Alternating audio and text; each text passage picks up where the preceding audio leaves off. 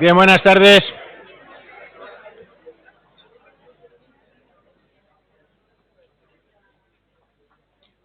Buenas tardes, bienvenidos a esta actividad complementaria para los alumnos de la asignatura Historia Antigua Universal 1, que, como viene siendo ya una tradición de más de 10 años, se va a impartir gracias a la colaboración del Instituto Valenciano de Egiptología, al que doy desde aquí ahora mismo las gracias por esta colaboración de este año y de todas las que han venido, han sido antes que esta, y que, bueno, una especie de simbiosis académicamente muy positiva, tanto para el IBDE como para la universidad.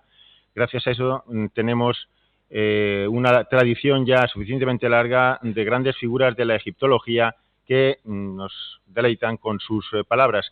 Y este va a ser seguramente, probablemente, con toda certeza, el caso que nos ocupa, pues que tenemos por delante una conferencia impartida por el doctor José Lull, de la Universidad Autónoma de Barcelona, y egiptólogo. Les digo que no es exageración, una de las figuras de la egiptología española más relevantes de este momento, y que dentro de su amplísima gama de conocimientos sobre la historia del Egipto faraónico y sobre otras disciplinas, como es la astronomía, José Lull entraría dentro de la etiqueta de lo que se puede considerar una personalidad poliédrica. Espero que se me entienda bien este adjetivo, que no se me malinterprete, en tanto que pues una persona con unas inquietudes que van más allá de la egiptología y que además sirven para enriquecer su visión en este campo.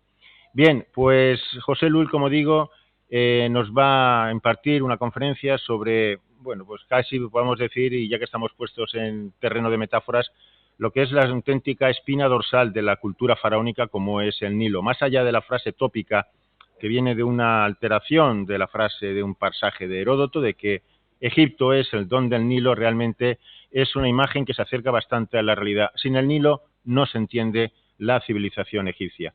Y puesto que se da la feliz coincidencia, en cierta manera buscada también, de poder impartir esta conferencia sobre este tema, que tiene que ser básico para intentar entender esa fascinante civilización que es la faraónica, vamos a empezar dentro de poco el temario dedicado a Egipto en nuestra asignatura, así que en este sentido no solamente vamos a ampliar nuestro conocimiento sobre la cultura faraónica, sino que además nos va a servir como un perfecto trampolín para poder empezar, en algún caso desde cero, en algún caso un poco más, en un nivel un poco más avanzado, el conocimiento en nuestra asignatura de esta cultura, de esta civilización. Bien, pues yo no me queda más que agradecer de nuevo al Instituto Valenciano de Egiptología, de nuevo la colaboración, agradecer a José Lull, que a las primeras de cambio aceptó estar de nuevo aquí en Valencia. Él se formó en esta facultad, en cierta manera es una vuelta a sus orígenes, y estoy convencido de que la conferencia les va a encantar, porque es a lo que nos tiene acostumbrados el doctor Lull. Más allá de lo que sea el aprovechamiento para la asignatura, les ruego encarecidamente, aparte de poner los móviles en silencio, se me había olvidado, no quiero que se me olvide, para evitar interferencias indeseadas, les ruego encarecidamente que estén atentos, porque realmente les aseguro que es difícil que en una misma conferencia se combinen las dos cualidades de un conferenciante, que es un amplísimo conocimiento del tema y una capacidad realmente importante también para transmitir. Esas dos cualidades las tenemos aquí en la persona del doctor José Lull, de manera que les pido que estén lo más atento posible, porque realmente va a ser una conferencia que les va a llenar, por poco que se sientan atraídos por esta fascinante cultura. Y yo, sin nada más, volver a agradecer al doctor José Lull, volver a reiterar mi agradecimiento al IBDE. Le doy la palabra a la vicepresidenta del IBDE para que haga la presentación de nuestro conferenciante. Cuando quiera, Sara. Bueno, buenas tardes a todos y bienvenidos. Para aquellos que no conozcáis, el Instituto Valenciano de Egiptología es una asociación sin ánimo de lucro que lleva ya 20 años dedicada a la divulgación de la historia y de la cultura del Antiguo Egipto. Realizamos multitud de actividades y estáis todos bienvenidos a participar en ellas siempre que queráis.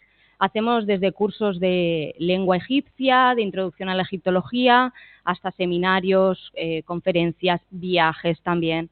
Entonces, hoy, aprovechando este público futuro historiador, pues la verdad es que me gustaría que nos tuvierais en cuenta siempre que la egiptología esté dentro de vuestros intereses.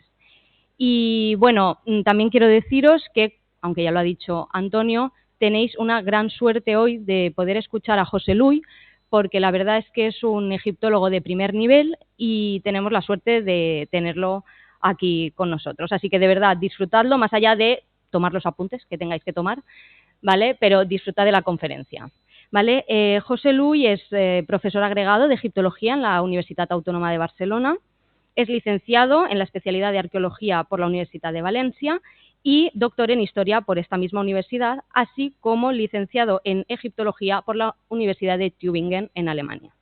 En la actualidad es coordinador del máster universitario en egiptología de la Universidad Autónoma de Barcelona y coordinador del diploma de posgrado del Antiguo Egipto en esta misma universidad.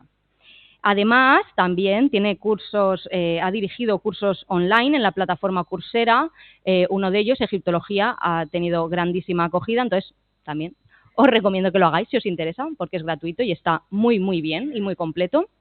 Y bueno, como investigador, sus principales temas de investigación se han centrado en la cronología del Imperio Nuevo, del tercer periodo intermedio, de la astronomía egipcia, etcétera. Y ha publicado más de 150 publicaciones científicas. Por lo tanto, lo que os he dicho, tenemos aquí a un egiptólogo de primer nivel, así que espero que disfrutéis mucho de él. Gracias.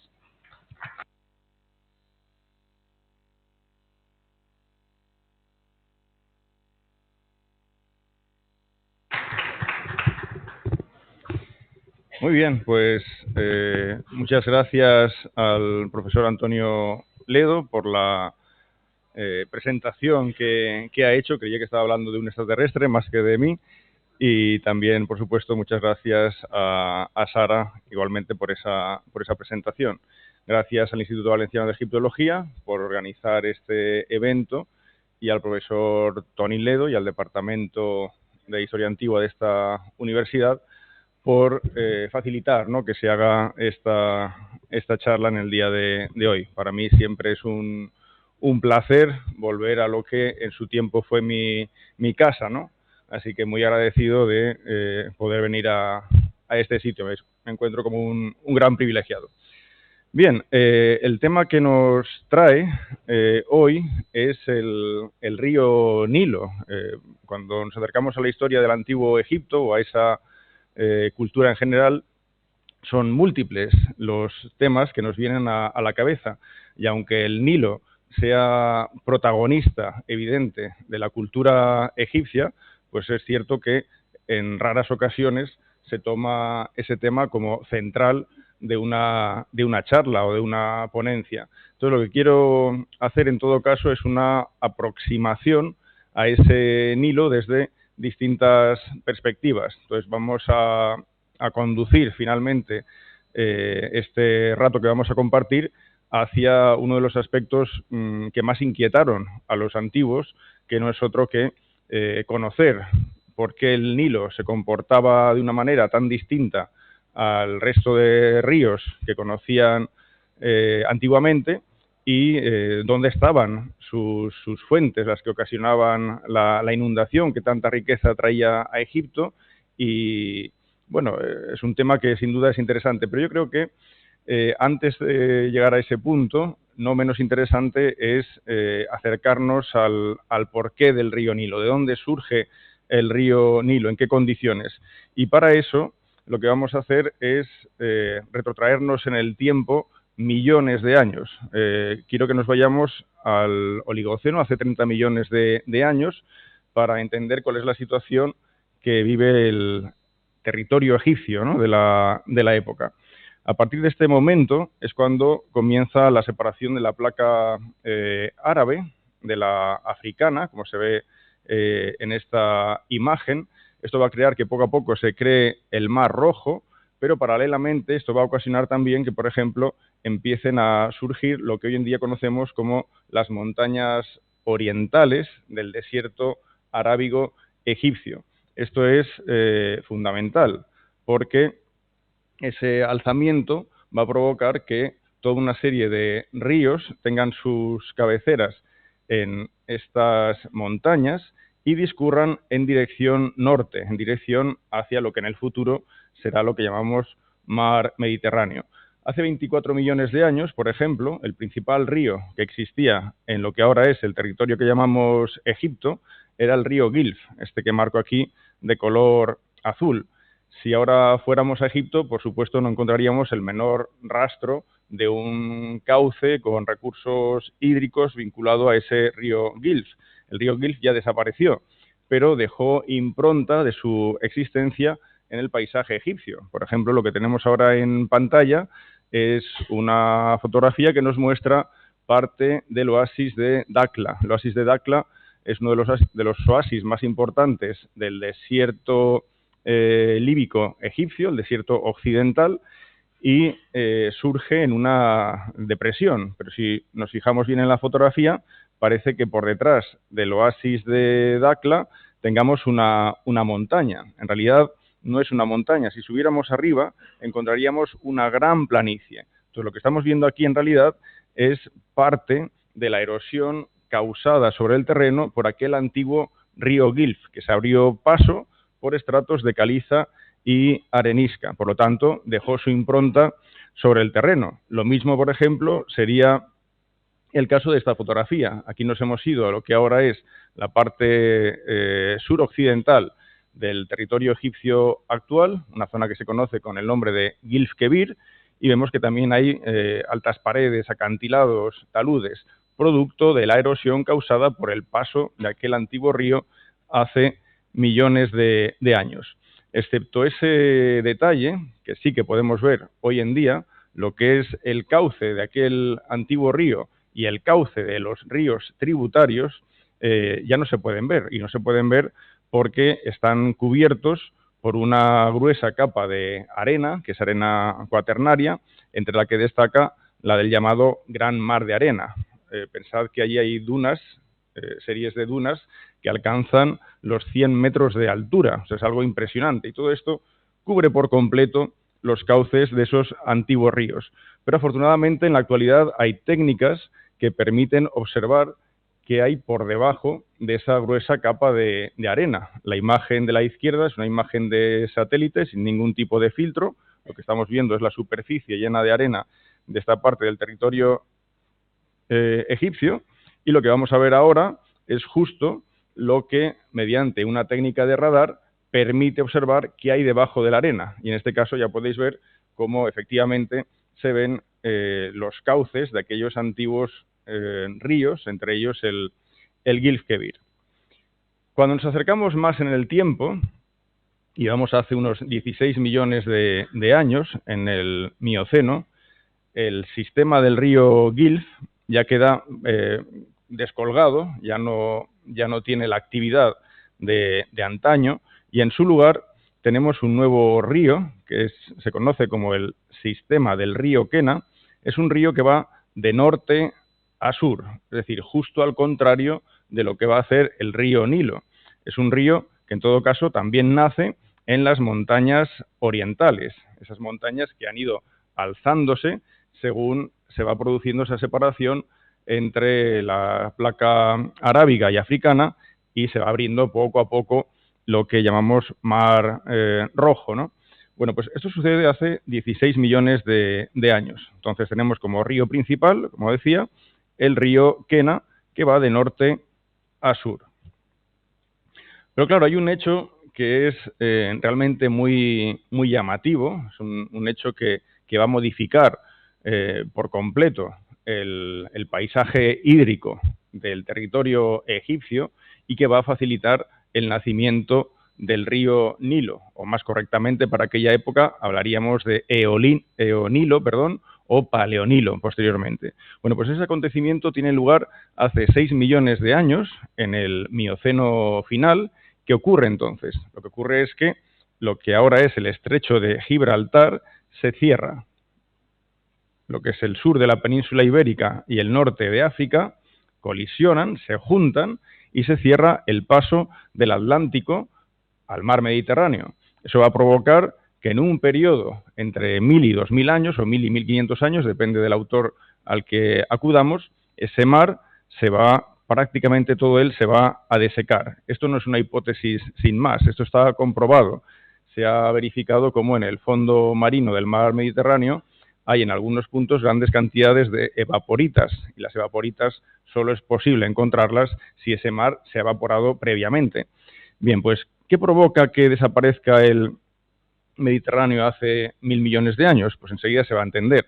Todo lo que es la costa egipcia de aquella época ahora ve como el mar se ha retirado, de hecho ha desaparecido, de modo que se ha creado un gran un talud de cientos de metros de altura, con lo cual aquellos ríos que se dirigían hacia el norte, por pequeños que fueran, ahora iban a acelerar en extremo su curso. Claro, la pendiente es máxima, hay un talud delante de ellos, con lo cual se convierten en auténticos cuchillos naturales que van seccionando poco a poco, que van arrasando poco a poco esas capas de arenisca o caliza que se habían ido creando en el terreno. Ese es el aspecto, por imaginarnos un poco cuál sería el mundo mediterráneo de aquella época. Y ahora el Nilo, el Eonilo, va a acelerar su curso creando un gran cañón. Por eso siempre digo, cuando nos fijamos en imágenes como esta, que nos muestran el famoso Gran Cañón del Colorado, este Gran Cañón del Colorado quedaría absolutamente en ridículo en tamaño a comparación del Gran Cañón del Eonilo de hace 6 millones de años. También ese Eonilo y también ese Gran Cañón del Eonilo han dejado su impronta en el paisaje. Fijémonos, por ejemplo, en esta imagen, es una zona muy conocida de Egipto, estamos en Tebas Oeste, cerca de la moderna ciudad de Luxor, y un lugar donde, bueno, pues como sabéis, hay muchísimas necrópolis de una de las épocas más importantes de la historia de Egipto, como es el Imperio Nuevo. Pero lo que probablemente cuando estamos allí no apreciamos es que todas estas paredes que tenemos a nuestro alrededor, en otro tiempo fueron las paredes de ese gran cañón del Eonilo, las paredes del lado oeste del Eonilo. De modo que las paredes del lado este, que dan fuera de la fotografía, en realidad están a kilómetros de distancia. Entonces, esto es muy interesante porque ahora podemos pensar, por ejemplo, qué ocurre cuando el estrecho de Gibraltar vuelve a abrirse, cuando otra vez el agua del océano Atlántico vuelve a rellenar esa cuenca mediterránea. El agua del mar rápidamente sube de nivel y no llega al nivel que tuvo antaño, sino que va más allá, porque en este tiempo el río Nilo, ese Eonilo, ha estado excavando un cañón, de modo que el agua del mar ahora no solo va a llegar a la costa, como lo hacía antes, sino que además va a entrar tierra adentro, porque el Nilo ha hecho un cañón, ha facilitado el acceso de ese mar.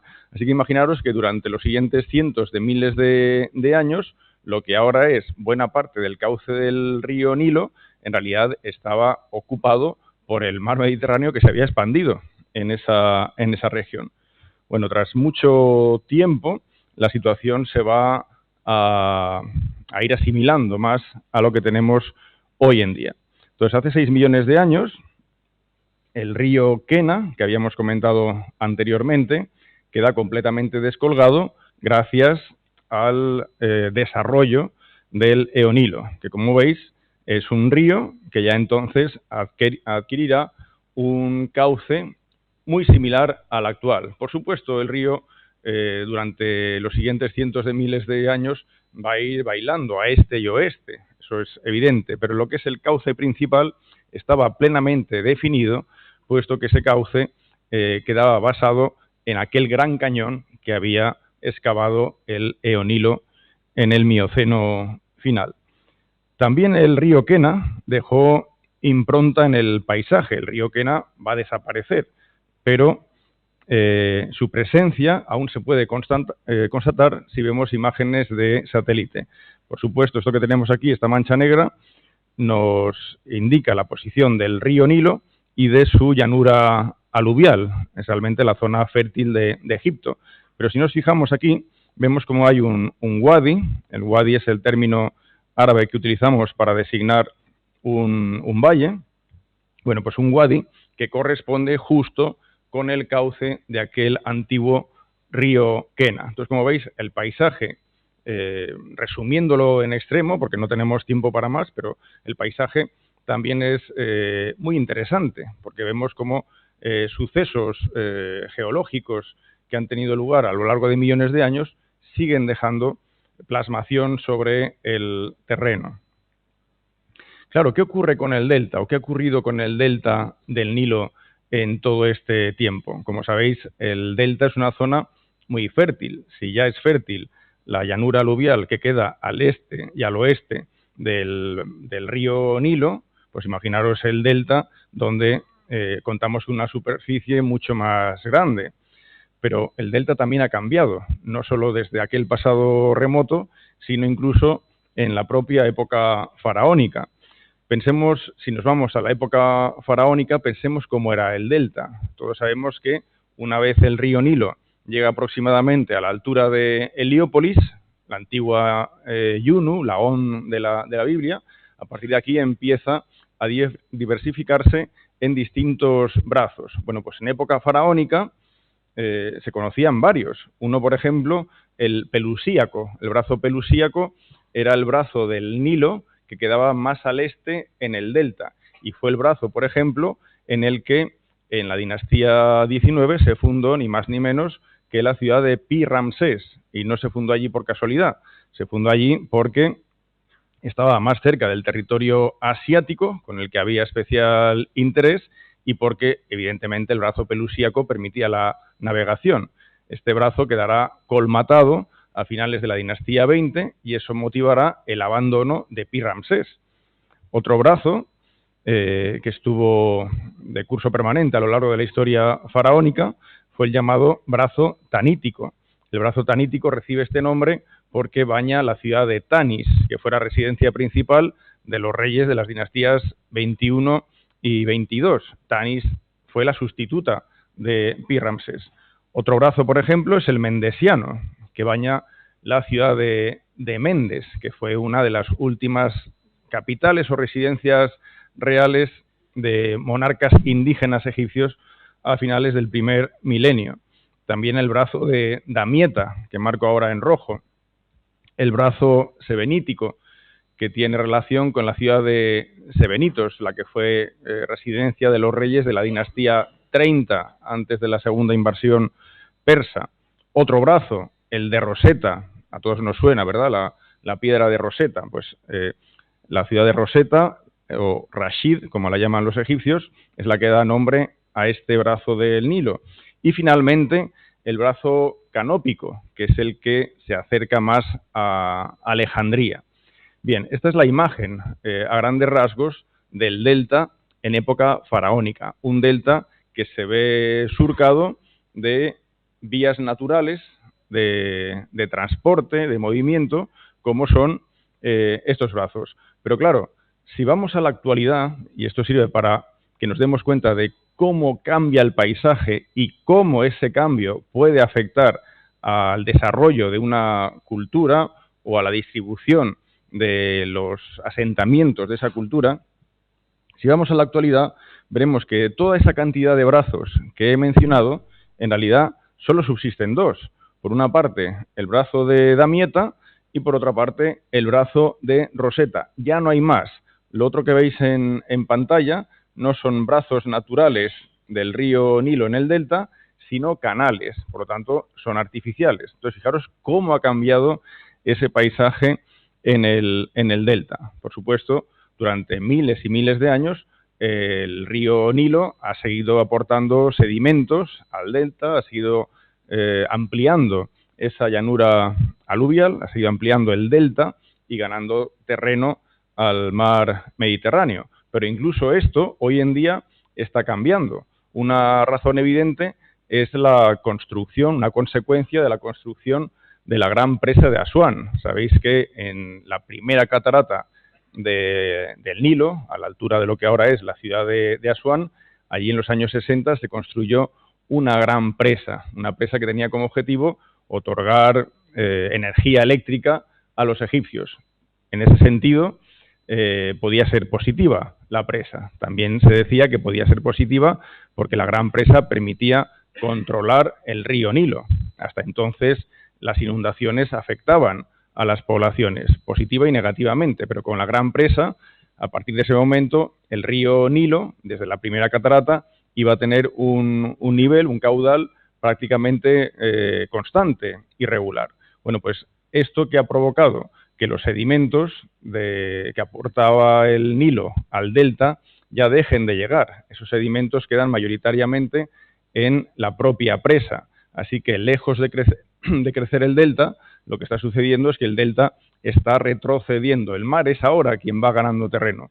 Si a esto añadimos el hecho del cambio climático y el incremento paulatino que va a tener el nivel del mar, pues nos encontramos con esta otra realidad. Aquí se habla, por ejemplo, vemos en esos mapas, qué partes del delta quedarían sumergidas solo con un incremento del nivel del mar de 50 centímetros. Todo esto sin contar que a causa de la presa ya el delta está retrocediendo. Entonces veis que realmente estamos hablando de cientos de kilómetros cuadrados, miles de kilómetros cuadrados de delta que posiblemente vayan a ir desapareciendo en el próximo siglo y que irremediablemente va a afectar al legado histórico en esa región.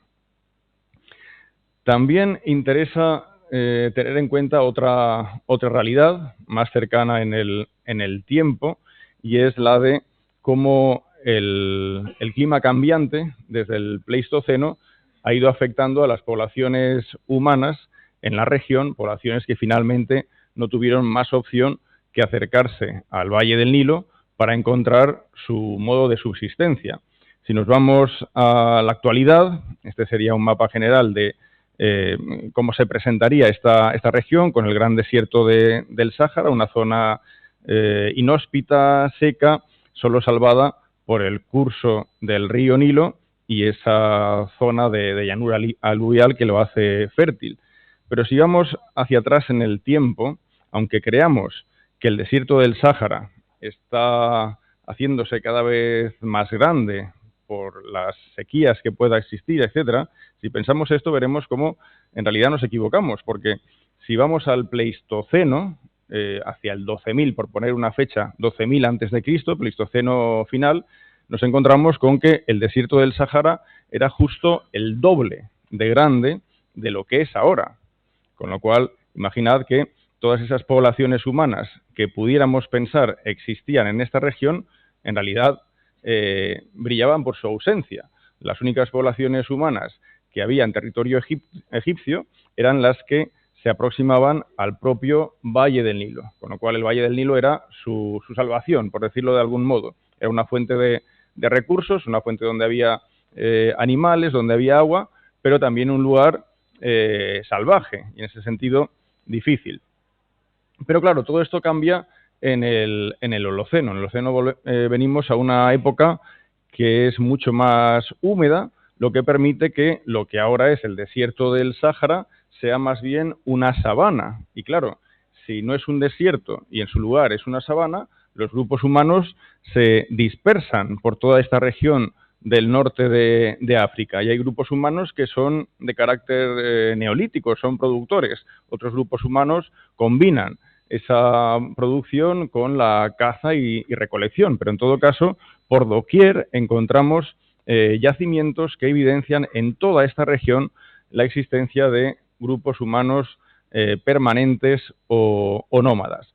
¿Qué sucede? Pues que ese periodo de humedad del Holoceno dejará paso, especialmente a partir de mediados del cuarto milenio antes de Cristo, dejará paso al comienzo de un periodo de hiperaridización, con lo cual volverá a ganar terreno ese paisaje que se va a asimilar más al actual, al paisaje desértico.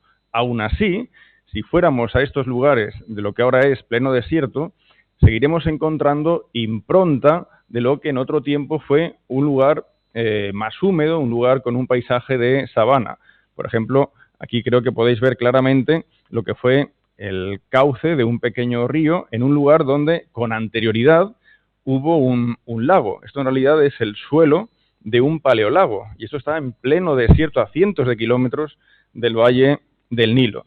También podemos ver cómo por debajo de lo que es un desierto absolutamente claro, este es el desierto de Abu Maharrik, que está al oeste del valle del Nilo. Bueno, pues debajo de un desierto absolutamente claro podemos ver la existencia de cuevas realmente espectaculares. Esta, por ejemplo, es la cueva de Dara. Claro, esta cueva hoy en día es una cueva muerta. Ya no hay agua, por supuesto, con lo cual los espeleotemas no evolucionan, no veremos estalactitas que sigan creciendo, ni columnas, esto no lo vamos a ver. Es una cueva que está muerta. Aquí ya no hay agua, pero nos recuerda que hace solo unos pocos miles de años esta zona era húmeda y por tener esos estratos de caliza, pues se formaban estas cavernas tan interesantes, ¿no? Y claro, y en toda esa región, como decía antes, había grupos humanos que se dedicaban a la caza, pero también al pastoreo. Aquí, por ejemplo, encontramos desde grabados donde aparecen jirafas, pinturas donde vemos grupos humanos que están llevando rebaños de bóvidos. Por supuesto, hay imágenes de cazadores con sus arcos, sus flechas, en fin, todo un legado del Holoceno que recuerda qué distinta era la situación en aquella época. Entonces, esto es importante para entender qué es lo que va a suceder a orillas del río Nilo pocos miles de años después. Si nos vamos al principio del Holoceno, como indicaba hace unos minutos, todos los grupos humanos se dispersan por aquella sabana. Fijaros que hay muchos más yacimientos que evidencian la existencia de grupos humanos en lo que ahora es el desierto líbico o desierto occidental egipcio, que no en el propio Valle del Nilo. Era mucho más peligroso el Valle del Nilo, con cocodrilos, hipopótamos y demás animales salvajes, que no esta sabana. Cuando va avanzando el proceso de hiperaridización, ¿qué sucede? Pues los grupos humanos tienen que huir de este lugar, porque ya no es una sabana. Esa sabana se está desecando, se está transformando en un desierto, en un lugar inhóspito, con lo cual hay pocas opciones para estas gentes.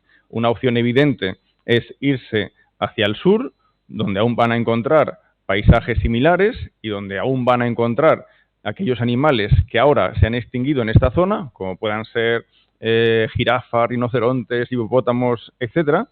Y otra opción es la de dirigirse hacia el Valle del Nilo. El Valle del Nilo estará rodeado a este y oeste por puro desierto, pero el valle será una zona fértil, una zona en la que van a encontrar recursos alimenticios y, evidentemente, agua. Con lo cual, podemos decir que es ese periodo de hiperaridización a finales del Holoceno lo que va a permitir que haya un progresivo incremento de población en el Valle del Nilo y empiece a desarrollarse el germen que conducirá al origen de la civilización faraónica. En este sentido, es evidente que tengo que recordar la frase que se asocia a Heródoto y que ha mencionado el profesor Antonio Ledo, como no podría ser de otra manera, que dice, se pone en boca de Heródoto, ¿no? Egipto es un don del Nilo. Y es que es así. Después de haber visto los mapas anteriores, o sobre todo la imagen de satélite de esta región, queda absolutamente evidente que estamos hablando de un territorio cuyo mayor porcentaje de superficie es desierto y solo un pequeño porcentaje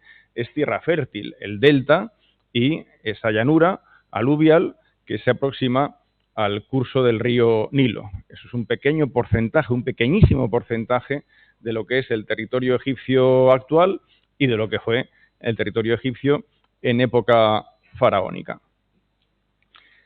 El río Nilo ha facilitado el origen de la civilización faraónica y el río Nilo también ha facilitado algunos desarrollos propios de la civilización faraónica que en cierto sentido también nos han dejado a nosotros como legado. Pensemos en el calendario. El calendario juliano, de 365 días con sus años bisiestos, en esencia es un calendario que viene del antiguo Egipto, un calendario de 365 días. Independientemente de cuál sea el origen de ese calendario, sea solar o sea zodíaco, lo que me interesa ahora por el tema de la charla mencionar es que el primerísimo origen de ese calendario, antes de que se conformara como un calendario de 365 días, el primerísimo origen es muy probable que tome como referencia el río Nilo. Y veamos por qué. Este es uno de los documentos más importantes del Antiguo Egipto. Es una lista de reyes que comienza con los reyes míticos y sigue con los reyes de la primera, segunda, tercera, bueno, los reyes del Imperio Antiguo. No solo es una lista de reyes que establezca una seriación, sino que es una lista que nos aporta información particular casi año a año de esos reinados de dichos monarcas. Por desgracia, como suele suceder cuando tenemos un documento muy jugoso, por desgracia, está hecha a pedazos esta estela. Tenemos unos pedazos solo y quisiéramos tener muchos más, pero con lo que tenemos ya podemos hacer muchas deducciones. Por ejemplo, una de las partes de esta piedra o estela, hay una que es conocida en concreto como la piedra de Palermo, bueno, pues una de las partes nos ofrece lo que sería el final del reinado de Aja. Aja es el segundo rey de la primera dinastía y el comienzo del reinado de Yer, que es el tercer rey de la primera dinastía, con lo cual, fijaros, estamos hablando de tiempos realmente remotos, a principios del tercer milenio antes de Cristo. Bueno, pues ¿por qué os pongo esta parte de la estela y por qué marco en particular esta sección? Vamos a ampliarlo para que se entienda mejor. Bien, aquí veis el signo de año, tal cual se escribe en jeroglífico. Ahora veis una línea que separa, como veíamos antes, las partes concernientes al reinado de Aja de las del rey Yer. El signo de año que comentaba antes. Veis como hay una serie de medias lunas. En realidad, cada luna que veis aquí está representando un mes, con lo cual vamos a contar 3 y 3, 6 meses. A ver si me funciona el ratón aquí. 6 meses, 1, 2, 3, 4, 5, 6 lunas, pues 6 meses. Vemos aquí un disco. Esto hace referencia a los días, es el sol, los días. Podemos contar cada una de las rayitas verticales, cada una representa el número 1, son 3 y 4 el número de días. 6 meses, por lo tanto, y 7 días. Es la información que nos da aquí. Si vamos a la columna de al lado, nos dice 4 meses y 13 días. Esta especie de U al revés, en jeroglífico es un 10, y cada uno de estos palitos es un 1, 13 días.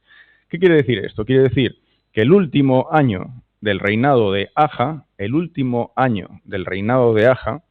tuvo 6 meses y 7 días, porque Aja no completó un año entero, murió antes de que esto tuviera lugar.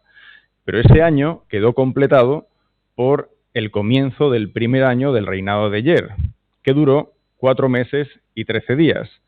Entonces, si me seguís, la suma del resto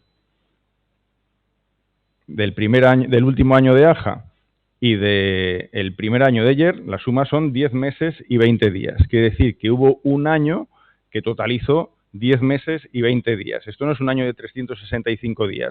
Esto no es un año que tenga que ver con ningún motivo astronómico. Esto es un año que depende de otra cosa. ¿Y de qué otra cosa puede depender? Pues la propuesta es que dependa del río Nilo. Con lo cual, lo que estoy diciendo es que el río Nilo probablemente fue la referencia original para iniciar el protocalendario civil egipcio. Evidentemente, un calendario que depende del río Nilo, de la inundación, esa es la gran referencia. Un calendario que depende de la inundación del Nilo es un calendario absolutamente variable. Por eso habrá años que puedan tener 420 días, 410, 415 o lo que sea, y años que se queden mucho más cortos, que sean 330, 340, como se puede observar en esta gráfica en la que se muestra cómo a finales del siglo XIX hubo años nilóticos muy largos y años nilóticos muy cortos. Claro, porque aquí dependemos de una cuestión particular, y es cuándo llegan las lluvias a las montañas altas de Etiopía y cuándo comienza la inundación. Si ahora vamos, por ejemplo, a otra parte de la estela que he mencionado anteriormente, tenemos una sección que nos habla del final del reinado de Menkaura y el principio del reinado de Shepseskaf. Son los dos últimos reyes de la cuarta dinastía. Por poner una cifra, estaríamos en torno al 2400 antes de Cristo. Bueno, pues en este caso, lo que nos fastidia bastante es que justo por encima de esta información, otra vez meses y días, hay una gran laguna. Pero si aún así tenemos en cuenta los datos que sobreviven, vemos que aquí se hablaría de un número indeterminado de meses y 24 días, y aquí, al comienzo de Shepseskaf, un número indeterminado de meses a los que sumaríamos 3 meses, que son los que aparecen en la estela, y 11 días. No sabemos cuántos meses componen ese año, pero sí que sabemos que la suma de días es 24 más 11, 35.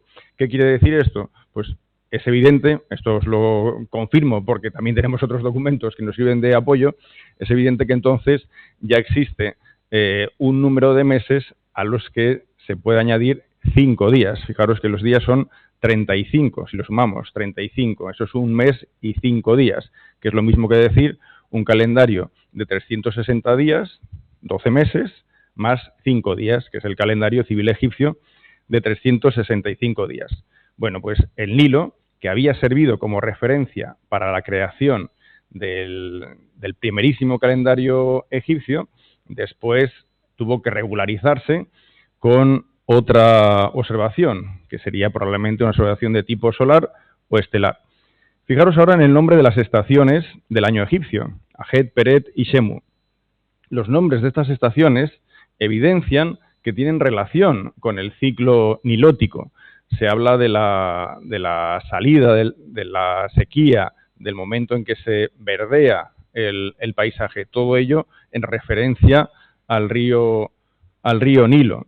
Incluso la palabra mes, ya hemos visto que se utiliza en jeroglífico, nos muestra que en un tiempo pretérito los egipcios tomaron la referencia de la luna. Después no va a ser así, porque los meses van a ser siempre de 30 días. Entonces veis cómo ese uso del Nilo como referencia para su primer calendario también dejó su impronta en el nombre de las estaciones del año, que va a permanecer a lo largo de toda la historia de Egipto, por ejemplo. Evidentemente el río Nilo es la gran autopista natural que tiene el país. Es muy fácil el transporte a través del río Nilo. Es un río ancho, es un río profundo que permite la navegación de embarcaciones de cierto calado, y es un río que baña todas las poblaciones egipcias, más allá del río Nilo y más allá de su llanura aluvial, que puede ser más estrecha o un poco más extensa, es todo desierto. Por lo tanto, todas las poblaciones se aproximan al río Nilo.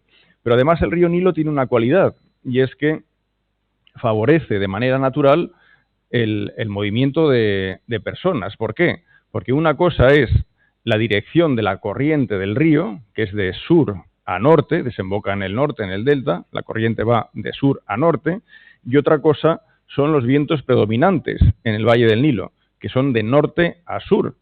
Entonces, fijaros, es fantástico, ni hecho a propósito, porque te puedes dejar llevar por la corriente para ir de sur a norte, pero al revés, despliegas las velas y puedes navegar de norte a sur. O sea que hasta en ese sentido el río Nilo facilitó las cosas a los antiguos egipcios. El río Nilo, como ya podemos imaginar, fue una fuente de alimentos de primer orden para los egipcios. Son muchas las especies de peces que podían consumir y que de hecho pescaban con muy diversas técnicas en el río, pero había algo que al principio podía afectar al hábitat humano a orillas del río, y era la presencia notoria de hipopótamos y cocodrilos. Y os puedo asegurar que el cocodrilo nilótico asusta, porque estamos hablando de un animal que puede superar con claridad los 6 metros de longitud. Esto ya se ha extinguido en el territorio actual egipcio, al norte de la primera catarata. Pero el hipopótamo, si hoy en día es el animal que más muertes de personas causa en África, pues imaginaros en aquella época.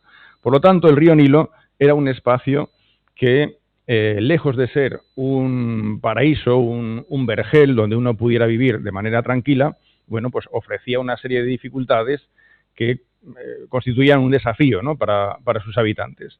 Vemos en tumbas muchas escenas de caza de hipopótamos, caza de cocodrilos, pero también vemos cómo en ese proceso por dominar el río Nilo y su valle, los egipcios tuvieron que trabajar creando canales, creando diques, es decir, sacando máximo provecho, por ejemplo, a la inundación, reconduciendo el agua para poder llevarla a campos alejados del cauce del Nilo y así incrementar la producción. Esto se ve, por ejemplo, ni más ni menos que en la famosa cabeza de maza del rey Escorpión, que es un rey anterior a la unificación de la primera dinastía, por lo tanto finales del cuarto milenio antes de Cristo. Y en realidad es ese trabajo intenso llevado a cabo por los egipcios y muchas veces dentro del contexto de las órdenes de los nomarcas locales, no solo del faraón, lo que sirvió para poco a poco, entre comillas, domesticar este río y sacar máximo partido de su agua. Para que veáis también hasta qué punto los egipcios podían hacer grandes obras hidráulicas, muchas de las cuales se han perdido irremediablemente. Bueno, pues aquí hay un buen ejemplo. Esto es lo que queda de una presa levantada por los egipcios a principios de la cuarta dinastía, nos vamos hace unos 4.500 años atrás, y estamos hablando de una presa, se llama Sad el Kafara, queda relativamente cerca del Cairo, al sur del Cairo. Bueno, pues una presa que tiene, aquí pongo los datos, 111 metros de longitud, 14 metros de altura y una base de casi 100 metros de ancho. Una presa que pretendía controlar el agua violenta que podía llegar de este wadi. Entonces, bueno, como se ha hecho tierra adentro, en una zona desértica, la fortuna ha querido que se conserve. Entonces, el río Nilo, evidentemente, es una pieza clave para la civilización egipcia, pero el río Nilo no hubiera sido útil de no haber sido controlado, ¿no? El papiro Lansing, por ejemplo, es un papiro que nos lleva al Reino Medio, a principios de la dinastía XII, nos dice lo siguiente: cuando el agua inunda, el campesino riega los campos y mantiene en buen estado las construcciones. Se pasa el día tallando herramientas para el cultivo de la cebada y la noche trenzando cuerdas. En realidad este es un papiro satírico, un papiro en el que lo que se busca es engrandecer la figura del escriba. Se anima al egipcio a que se convierta en escriba, que estudie, que trabaje duro para ser escriba, porque el resto de trabajos son descritos de muy mala manera, el del soldado, el del campesino, etcétera. Pero bueno, de momento ya esa referencia nos puede hacer recordar cuál era el día a día del campesino, que dependía también de la inundación. Es tan importante la inundación del río Nilo, porque esa inundación es la que anega las parcelas de cultivo, la que permite la deposición del rico limo que viene de las montañas volcánicas de Etiopía y que va a fertilizar los campos. Es tan importante que los egipcios desde bien pronto diseñaron diversos sistemas para medir, para calibrar la altura de la inundación del Nilo y de ese modo poder saber qué superficies de su llanura aluvial iban a quedar inundadas. Y claro, esto es vital para la economía. Aquí tenéis, por ejemplo, un nilómetro con una escalera helicoidal, este está en Komombo, o por ejemplo este otro es un nilómetro, tiene una escalera que nos lleva hacia una zona donde, me sale aquí el letrerillo una zona donde aparecen escalas. Aquí hay varios tipos de escalas, algunas son de la época egipcia, otras de una época más moderna, porque de hecho hasta el siglo XX algunos de estos nilómetros seguían siendo útiles para los habitantes locales. Claro, ¿para qué sirve el nilómetro? ¿Qué interés tenían los egipcios en medir la altura de la inundación del Nilo? Bueno, es lo que hemos comentado. Según la altura que alcanzaba la inundación del Nilo en un año determinado, podían saber si las cosechas iban a ser mejores o peores. Es tal la importancia de conocer la altura que alcanza la inundación del Nilo, que incluso en ese documento que hemos presentado anteriormente, la Piedra de Palermo, cuando se hace referencia a los primerísimos reyes de la época dinástica, de la primera dinastía, hace casi 5.000 años, vemos como también aquí se aporta información de cuál fue en esos años la altura de la inundación del río Nilo, en codos y dedos, que son las medidas que utilizan los egipcios. Entonces, fijaros que aquí tenemos una información valiosísima del comportamiento del río Nilo durante cientos de años, desde principios del tercer milenio antes de Cristo. O sea, podríamos establecer hasta un modelo climático a partir de esa información, si la tuviéramos completa, obviamente. Y esto no es así. Pero de momento yo insisto en esta cuestión. Los egipcios, en una fecha tan temprana, tienen necesidad de anotar la altura a la que llega la inundación. Esto es un nilómetro, por ejemplo, de la época ya medieval musulmana, que indica que sigue siendo importante el control de este dato. Podemos mencionar ahora, por ejemplo, a un autor conocido, que es Plinio el Viejo, que recuerda precisamente las referencias que tenían los egipcios para saber si la inundación que se daba iba a ser positiva o negativa para la economía egipcia. Plinio dice, cuando la inundación alcanza los 12 codos de altura, hay hambre. Quiere decir, se queda corta la inundación, no va a anegar muchos campos, por lo tanto esos campos no van a producir y habrá hambre. Si se queda en 13, hay escasez. Si se queda en 14, trae alegría. Si se queda en 15, trae seguridad. Y si llega esa inundación a 16 codos de altura, traerá abundancia, gozo y placer. Con lo cual ese es el deseo de los egipcios, que haya una buena inundación. Los propios egipcios variaban su sistema impositivo dependiendo de cómo fuera la inundación en un año concreto. Aquí tenemos, por ejemplo, parte de un papiro económico egipcio de la época de Ramsés V, es finales del segundo milenio, donde se nos habla de distintos tipos de tierra según esas parcelas estén más cerca o más lejos del río Nilo.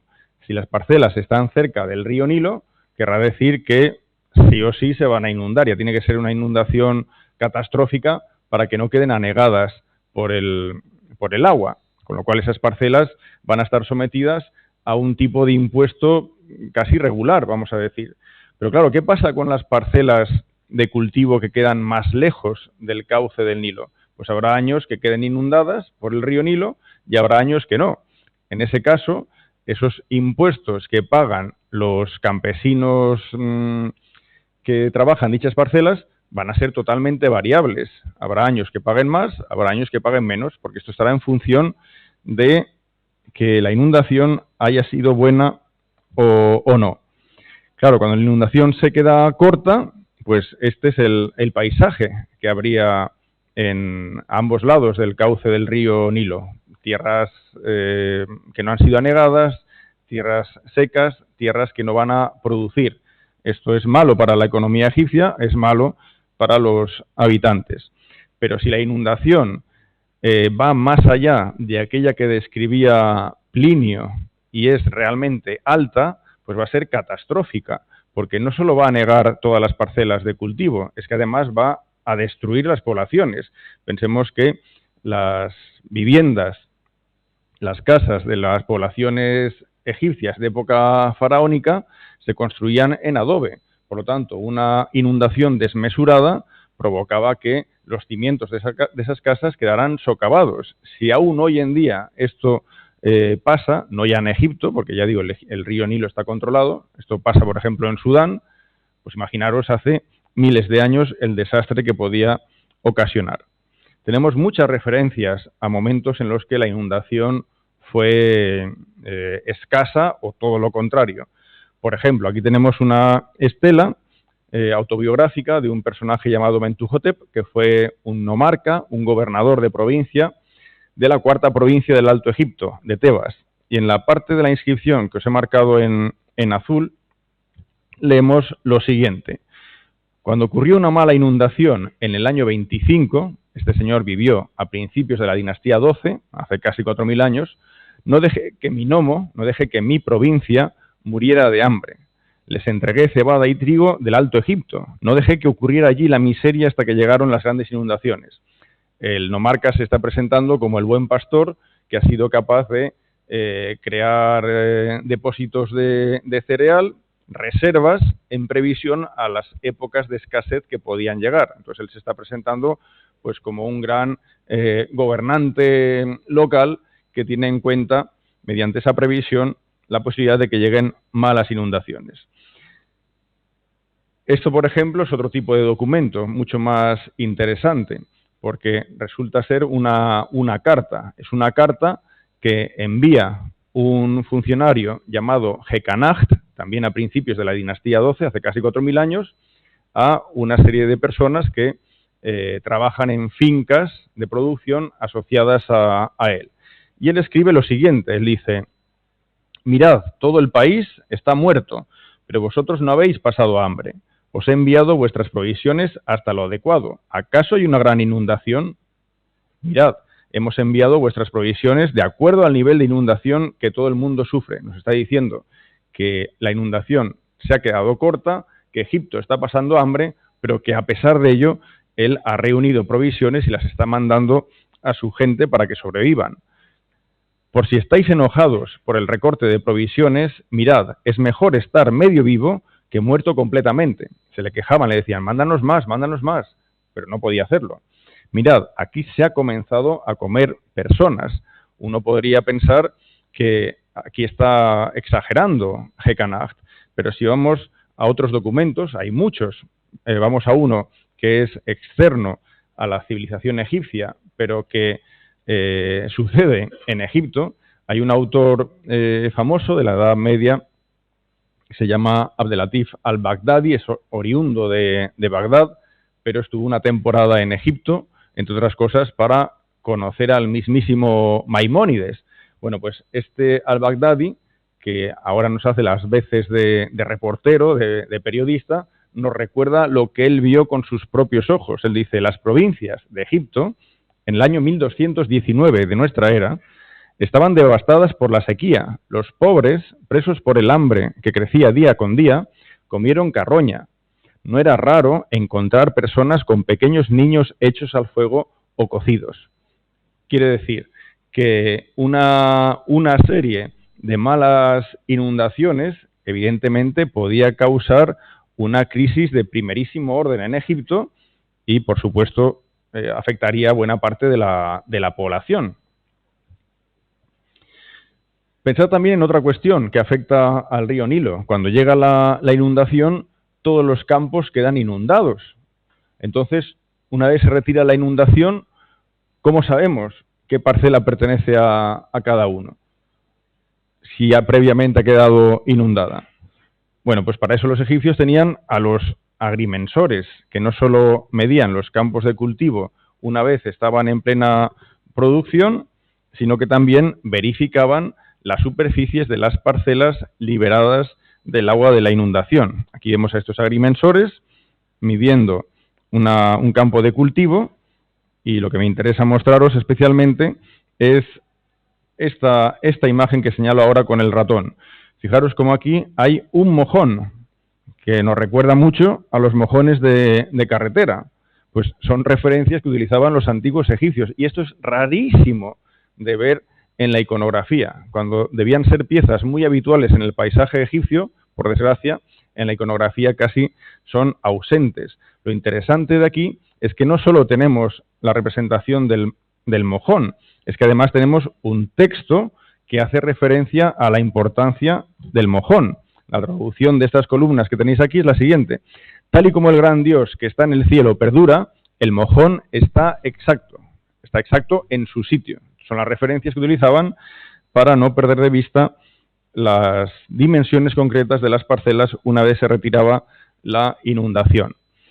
Pensad también que, aunque los egipcios no conocían el tornillo de Arquímedes, evidentemente tenían necesidad de aprovechar al máximo el agua una vez las aguas de la inundación se retiraban, porque lo ideal era aguantar al máximo esas aguas en las zonas más altas, canalizarlas para que durante un periodo de tiempo mayor pudiera seguir bañando los campos de cultivo.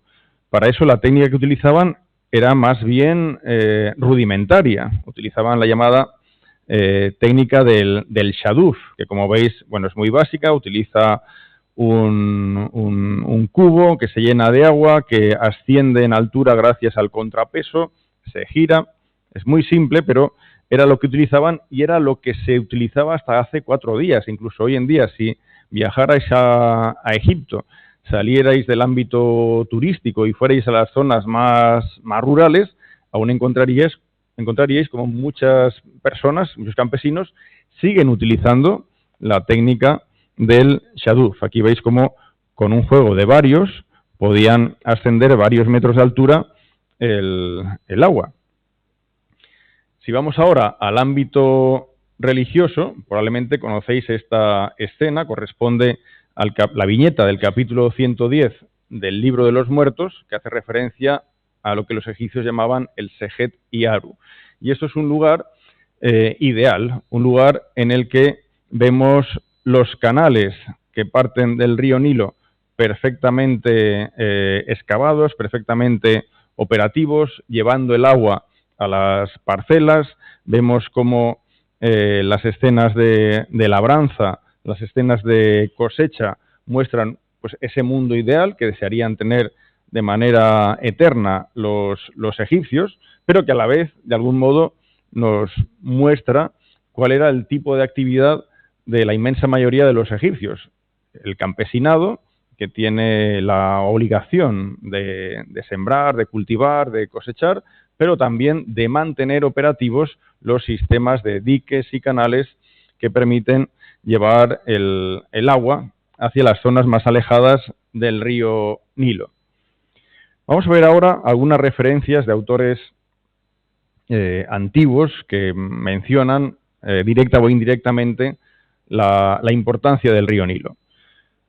Aristéneto de Bizancio, por ejemplo, ya de nuestra era, dice: los egipcios consideran un dios al Nilo en su subida, en su inundación, creyendo que la crecida del agua posee un origen divino.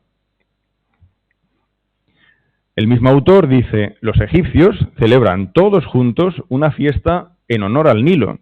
Los hombres sufren delirios báquicos junto con las mujeres y en numerosas ocasiones cometen actos depravados por el exceso de bebida. En realidad, esto no sucedía solo con fiestas que pudieran estar vinculadas a la inundación, que como ya hemos entendido es vital para la existencia del propio Egipto. Esto también tenía lugar en otro tipo de festividades, fiestas del Año Nuevo, etc. Cuando vemos en la iconografía egipcia al dios que se vincula al Nilo, a la inundación, a Hapi, lo que encontramos es una divinidad rechoncha, una divinidad, bueno, pues un poco obesa, con pechos caídos, en claro reflejo de que esto es un síntoma de fertilidad. Fijaros también cómo el color de su piel es azulado. Los egipcios, comprendiendo la importancia de la inundación, comprendiendo la importancia del río Nilo, por supuesto, habían entendido que el río Nilo también podía ofrecer una imagen divina. Esa imagen divina es la de Hapi. Por eso hubo muchos himnos dedicados al dios Hapi, al dios del Nilo, dios de la inundación. Uno de estos himnos es el que nos transmite, bueno, una serie de papiros, que es los que os pongo en pantalla, y dice lo siguiente: cuando eres inactivo, mueren millones de personas. Cuando te desbordas, se te hacen ofrendas. Nos está mostrando esos extremos, desde la bonanza de una buena inundación hasta la destrucción que puede crear el Nilo cuando no inunda las tierras de cultivo. Pero también el río Nilo estuvo en la base de ciertas ideas cosmogónicas egipcias. Los egipcios creían que en el origen existía un océano primordial del que emergió una colina primordial o Benben. Esta imagen de la creación tiene su similitud, su parangón, con un hecho natural que ocurría en el Antiguo Egipto. Y es que cuando llegaba la inundación, todas las poblaciones quedaban rodeadas de agua a modo de islas. Esta es una imagen antigua, pero me gusta mucho porque se ve como la ciudad de Asiut, que es una gran ciudad, quedaba completamente rodeada por el agua del Nilo cuando llegaba la inundación. De hecho, bueno, esto ya nunca más lo vamos a ver a causa de la gran presa de Asuán. Incluso algunos elementos de la iconografía egipcia nos ayudan a entender también cómo, desde el punto de vista mítico, concebían ellos el origen de esa inundación. Esa inundación, en última instancia, viene de las aguas del océano primordial, que aún después de la creación del mundo sigue rodeando todo ese mundo. Hecateo de Mileto dice lo siguiente: el Nilo sufre el desbordamiento del mar situado al sur. Aquí estamos ahora ante una de esas grandes cuestiones que planteaba el comportamiento del río Nilo. Poneros en la cabeza de una persona de hace miles de años. Imaginaros, por ejemplo, un autor clásico que tuviera más mundo, que hubiera visto el comportamiento de los ríos europeos y que ahora estuviera en Egipto y viera como justo cuando llegan los meses del verano, cuando más calor hace, cuando no hay ni una sola nube en el cielo de Egipto, justo en ese momento, al contrario de lo que uno pudiera pensar, el Nilo viene con su máximo caudal.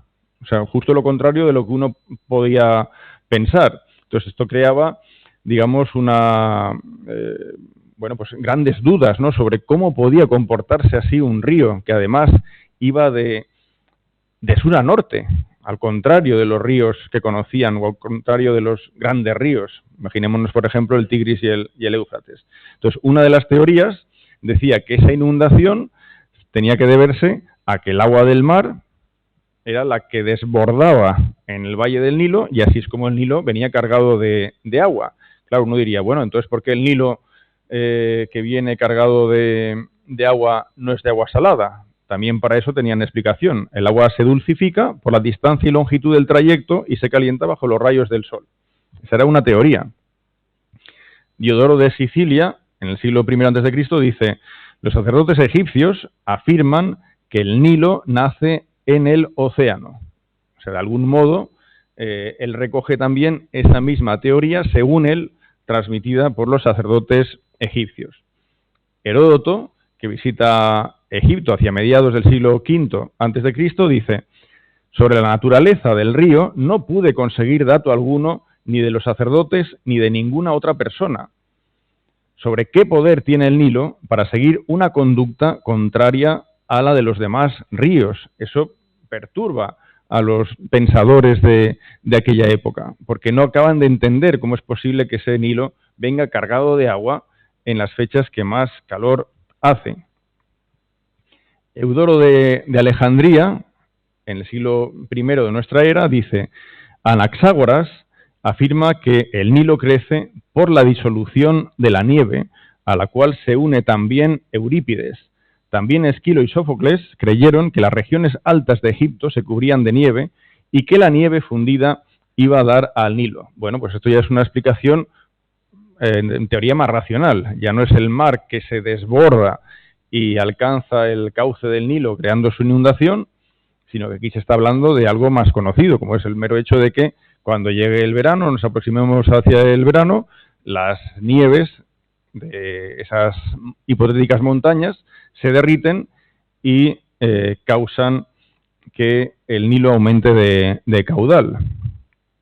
Sin embargo, el propio Diodoro, un siglo antes de nuestra era, dice: es imposible que caiga nieve en Etiopía.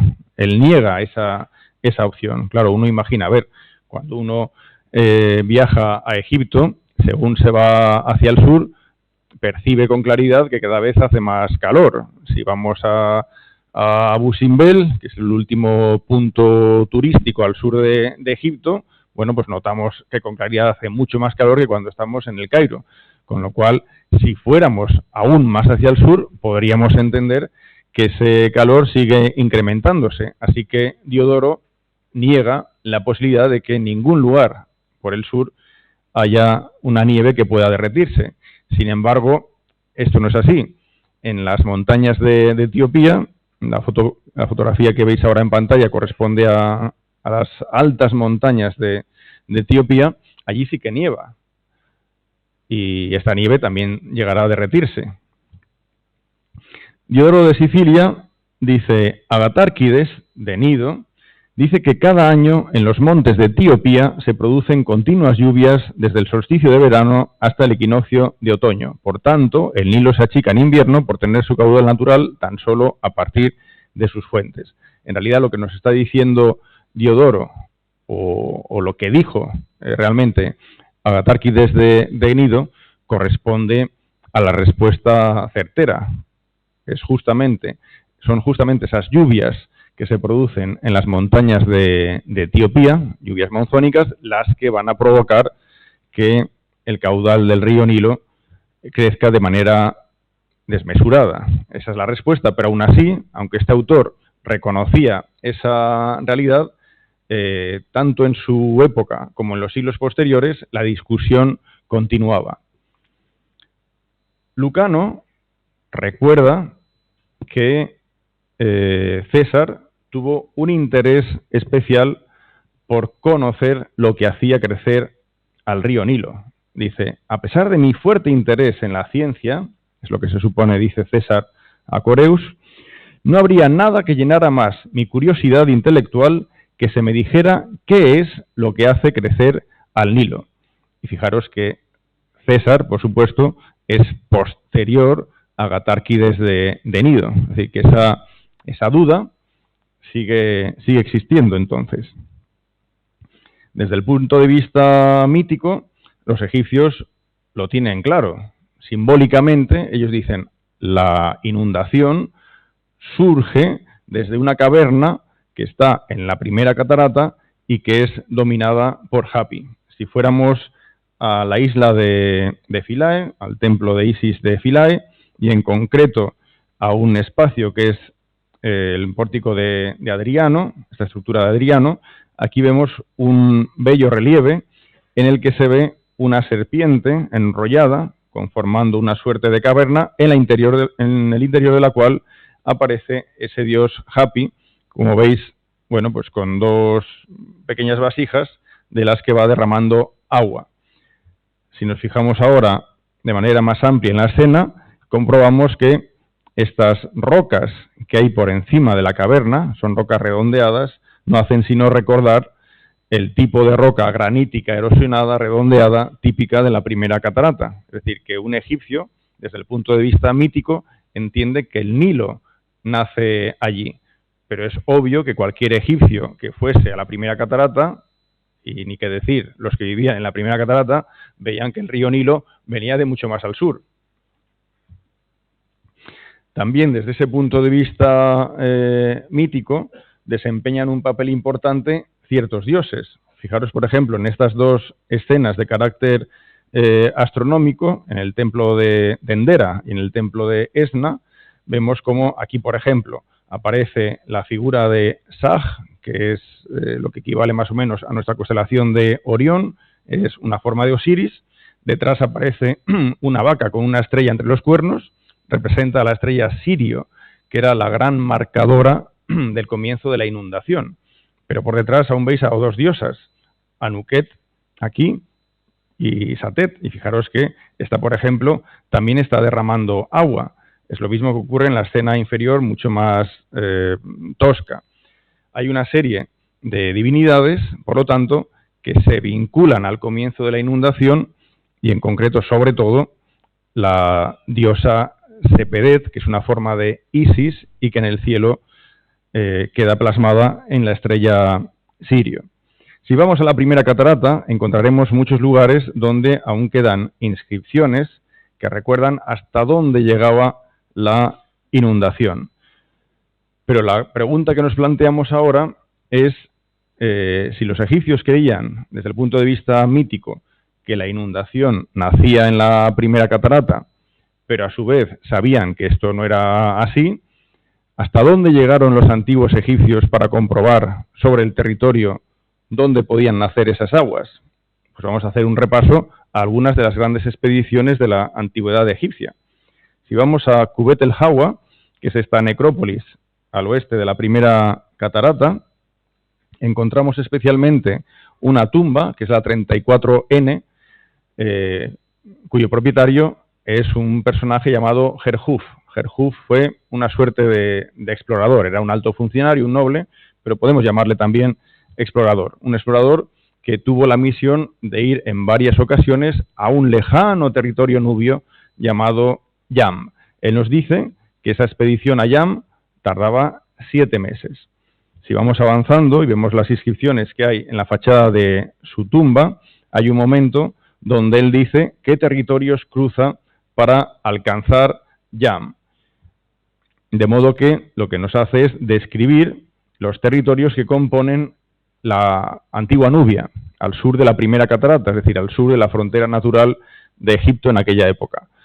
Tenemos Wawat, que es el territorio entre la primera y segunda catarata, y los reinos de Irchet, Satju y finalmente Yam, que suponemos que está en la región de Dongola, al sur de la tercera catarata.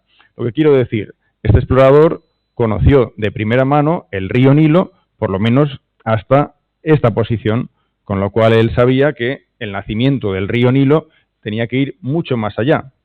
Estamos hablando de un personaje de la sexta dinastía, por lo tanto, más o menos redondeando, 2300 antes de Cristo.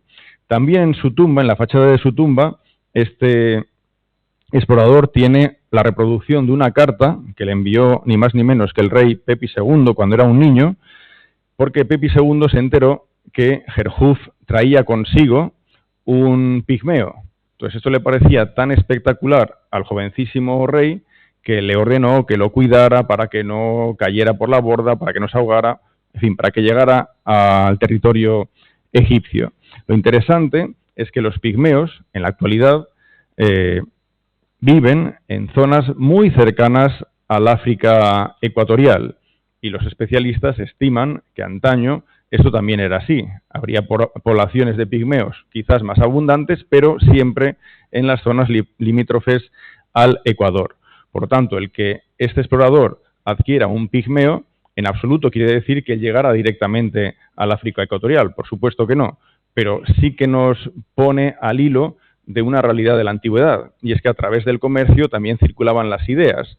Por lo tanto, junto a ese pigmeo, junto a los comerciantes que llevaron al pigmeo a manos de nuestro explorador, también pudieron circular ideas sobre dónde nacía el río Nilo, en qué zona se producía la primerísima inundación, etcétera. Si vamos a la... Este tiene cara de pocos amigos, ¿eh? Si vamos a la época de Senusert III, es decir, la época más gloriosa del Imperio Medio, en la dinastía XII, la frontera de Egipto ya ha bajado de la primera catarata a la segunda catarata. Y en la segunda catarata también existen registros nilóticos. Por ejemplo, aquí hay 2 registros, uno del año 30 de Amenemhat III, donde se dice que la inundación alcanzó 5,1 metros de altura. En cambio, 10 años después, la inundación alcanzó solo 0,5 metros. O sea, imaginaros el desastre absoluto que podía haber generado esa inundación, prácticamente inexistente. También tenemos información de esa época que nos la aporta una serie de cartas que se enviaban los funcionarios de las fortalezas que tenían los egipcios en la región, ellos controlaban esa zona y vigilaban que no entraran inmigrantes ilegales en Egipto. Bueno, pues como ocurre ahora. En una de esas cartas se recuerda a unos inmigrantes que intentaron entrar ilegalmente en Egipto, fueron interceptados, fueron interrogados y dijeron que el motivo de su viaje a Egipto era que el desierto se estaba muriendo de hambre, su zona de origen estaba desecándose y buscaban su salvación en esa tierra prometida que para ellos era Egipto. Cuando vamos a la dinastía 18, el territorio egipcio, el dominio egipcio, hacia el sur, se va ampliando. En la época de Tutmosis I llega a derrotar al reino de Kush, el reino de Kerma. La conquista de Kerma le permite seguir avanzando hacia el sur. Esta es la posición de la primera catarata, la segunda, la tercera, la cuarta. Bueno, pues en este punto rojo que marco, antes de la quinta catarata, ese punto nos indica el lugar donde aparece la inscripción jeroglífica in situ más lejana hacia el sur, en el antiguo Egipto. Por lo tanto, nos está marcando un punto en el que sí o sí llegaron los egipcios en la dinastía 18. Y fijaros que el propio Tutmosis I nos dice que ningún rey anterior a él había alcanzado una posición tan extrema hacia el sur. Estamos aquí, en Kurgus. ¿Y por qué os recuerdo la existencia de esta inscripción? Pues porque muy cerca tenemos ya un río importante, que es el río Atbara, que desemboca en el río Nilo, y también muy cerca tenemos otro río, que es el Nilo Azul. Recordad que al sur de la sexta catarata, y en concreto donde ahora está la capital de Sudán, Jartum, aquí se juntan dos Nilos. El Nilo Azul, que es el que he marcado aquí, es el del este, el que nace en Etiopía, y el Nilo Blanco, que nace mucho más al sur. Bueno, pues esto nos indica que los egipcios ya están muy cerca de conocer qué ríos son los causantes de que el Nilo tenga esa inundación. Pero claro, no tenemos más pruebas del avance egipcio directo hacia el sur. Este es el río Atbara, en la época de estiaje, y aquí, por ejemplo, en esta gráfica podemos comprobar cómo realmente el Nilo más largo, que es el Nilo Blanco, el que nace relativamente cerca del lago Victoria, en realidad no aporta un gran caudal al río Nilo que baña las aguas de Egipto. Quienes aportan gran caudal son justo estos dos ríos que he mencionado, el Azul y el Atbara. Ambos nacen en Etiopía y ambos tienen este pico de caudal tan grande a causa de esas lluvias en las montañas de Etiopía. ¿Podían conocer los egipcios este hecho? Bueno, podemos recordar que la expedición de Hatshepsut, que tenía como objetivo visitar la región de Punt, al visitar la región de Punt, estaban visitando esas zonas de Etiopía. Podemos recordar cómo el gobernante de la región de Punt, o uno de ellos, preguntan a los egipcios cómo han llegado allí, por la vía terrestre, por la vía marítima, siguiendo el río Nilo o siguiendo la ruta por el Mar Rojo. Y también podemos recordar que excavaciones actuales han demostrado cómo algunos yacimientos, como majalteglinos, en las zonas altas de Etiopía, evidencian que aquí ha habido un contacto comercial entre varias culturas, directa o indirectamente. Fijémonos, por ejemplo, que aquí se ha encontrado cerámica del grupo C, que es una cerámica de la Baja Nubia principalmente, cerámica de Kerma, la de ese reino de Kush en torno a la tercera catarata, cerámica de Jaulán, que es típica de una cultura sudarábiga, y también collares de cuentas de Fayenza, típicamente egipcios. Entonces, bueno, pues es posible que estos egipcios hayan llegado directamente a esas zonas de los altos de Etiopía, que al fin y al cabo van a ser los causantes de la inundación del Nilo. Pero si no fuera así, llegamos a otra época, que es a la dinastía 25, a la dinastía de los reyes nubios que dominaron todo Egipto y toda Nubia. Y claro, ellos son oriundos de zonas meridionales de Nubia, por lo tanto ellos sí que tenían muchas más opciones de conocer ese origen de la inundación. Recordemos que estos reyes siguen haciendo pirámides al estilo egipcio, cuando en territorio egipcio ya no se hace este tipo de monumentos funerarios. Y recordemos que sus sucesores, los reyes de Meroe, seguirán haciendo pirámides, por ejemplo, hasta el siglo III. Entonces, con ese reino unificado de Egipto y Nubia, es casi, diríamos, evidente que si no antes, y esto es dudoso, si no antes, ahora hubo un momento ideal para que ese conocimiento de las lluvias en los altos de Etiopía llegara a Egipto como el origen de la inundación. Sí que sabemos que en época de Ptolomeo II Filadelfo, principios del siglo III a.C., se hizo una expedición para conocer esas fuentes del río Nilo, pero del río que producía la inundación. Entonces sabemos que la expedición de Ptolomeo Filadelfo remontó el Nilo Azul, pero no hasta sus mismas fuentes, sino hasta un punto indeterminado entre lo que es el actual Sudán y Etiopía. No llegaron hasta el final, pero por lo menos remontaron parte del Nilo Azul. Es decir, que ya estamos muy cerca de las fuentes. Necesariamente tienen que conocer que ese es un río causante de la inundación y no el Nilo Blanco. El Nilo Blanco nace en una posición cercana al lago Victoria y el Nilo Azul en una posición cercana al lago Tana, en Etiopía. En realidad, para encontrar documentación que confirme quiénes son los descubridores de las fuentes del Nilo Azul, teniendo en cuenta que, por desgracia, esa información no nos llega precisa del antiguo Egipto o de los autores clásicos, pues nos tenemos que venir a un mundo mucho más moderno. Bueno, evidentemente esas fuentes las conocían los que vivían allí, eso seguro, pero a ojos de los occidentales, pues podemos citar, por ejemplo, a João Bermúdez, que hacia 1565 llega a Tis y Sat, que son estas cataratas que están cerca del nacimiento del Nilo Azul y que, como veis en estas fotos, pues cambian mucho de aspecto según estemos en época de lluvias o todo lo contrario. El primero que descubre, a ojos de los occidentales, las fuentes del Nilo Azul es Pedro Páez Jaramillo.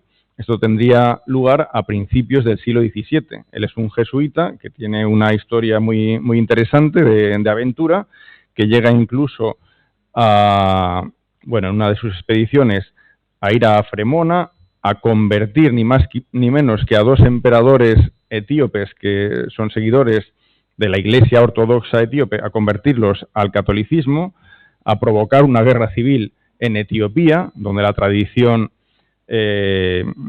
cristiana ortodoxa es bueno, muy antigua. De hecho, ellos se creen custodios del Arca de la Alianza, según su tradición. Bueno, pues él pudo ser acompañado por el mismísimo emperador de Etiopía y de ese modo llegar al nacimiento del Nilo Azul en 1618. Por lo tanto, Pedro Páez Jaramillo, que es consciente de ese descubrimiento, llega a decir lo siguiente en su publicación de 1620. Confieso que me alegré de ver lo que tanto desearon ver el rey Ciro, el gran Alejandro y Julio César. 21 de abril de 1618. Poco después llegó otro jesuita, Jerónimo Lobo, en 1628. Su publicación salió en inglés, fijaros, ni siquiera en su lengua original. Y ya mucho después, aunque durante parte de la historia quedara como el descubridor de las fuentes del Nilo Azul, tenemos a Bruce, que accedió a esas fuentes en el año 1770. Por lo tanto, mucho después que Páez de Jaramillo o que Lobo. Lo que sí que hizo él, una vez llega a esas fuentes, es remontar, bueno, es bajar el río Nilo Azul para conectar con el Nilo y así llegar al territorio egipcio. También conocemos que hubo interés por saber dónde nacía el que nosotros conocemos con el nombre de Nilo Blanco. Ya sabemos dónde nace el Nilo Azul, pero claro, faltaba saber dónde nacía el Nilo Blanco.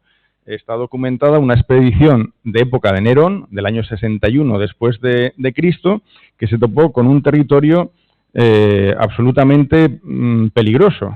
Se conoce como la región de Sud, en el Sudán del Sur, en este punto. Aquí es donde fracasó esa expedición. Es una zona pantanosa, es una zona de difícil avance, donde aún hoy en día viven grupos humanos en condiciones muy precarias, como se puede ver en estas fotografías. Es un ambiente que, a grandes rasgos, parece recordar el tipo de palafitos, ¿no?, que aparecen en los relieves que recuerdan la región de Punt. Diodoro dice: el Nilo fluye de sur a norte y tiene sus fuentes en lugares nunca vistos, situadas en el desierto, en los confines de Etiopía, lugares inaccesibles por el calor excesivo. Cresto, en el siglo IV, dice: en cuanto a las fuentes del Nilo, nadie ha dicho haberlas visto, ni se ha sabido de gente que asegure haberlo hecho. O sea que seguimos teniendo ese problema, esas dudas, ahora ya en referencia al Nilo Blanco. De hecho, el propio Cresto dice que en esa región viven antropófagos, los ictiófagos, los antropófagos, que son los que aparecen, los antropófagos, en los mapas de Claudio Ptolomeo. Esto es una zona que se llama Terra Ptolomeo Incógnita, pero en realidad la incógnita es todo esto, porque está medio inventado, toda esta parte del mapa. O sea, realmente no saben dónde nace el Nilo Blanco, o no tienen certeza de ello. Con lo cual, para encontrar documentación que verifique ese descubrimiento a ojo de los occidentales, tenemos que dar un salto enorme en el tiempo, ir al siglo XIX, casi a mediados del XIX, y recordar las expediciones de Barton y Speke. Una expedición llegó por primera vez al Tanganica, es la de Barton Speke, estamos hablando de 1858, pero finalmente Speke llegó al lago Victoria y reconoció en el lago Victoria el lugar de nacimiento del Nilo Blanco, y en concreto estas cataratas actualmente inundadas por una presa.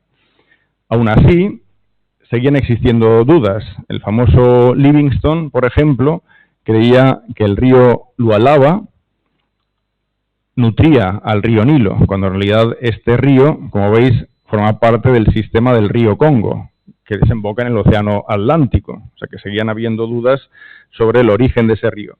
La solución final llegó a través de Stanley, que rodeó todo el lago Victoria y pudo confirmar la teoría de Speke de que el Nilo Blanco nacía en el entorno del lago Victoria.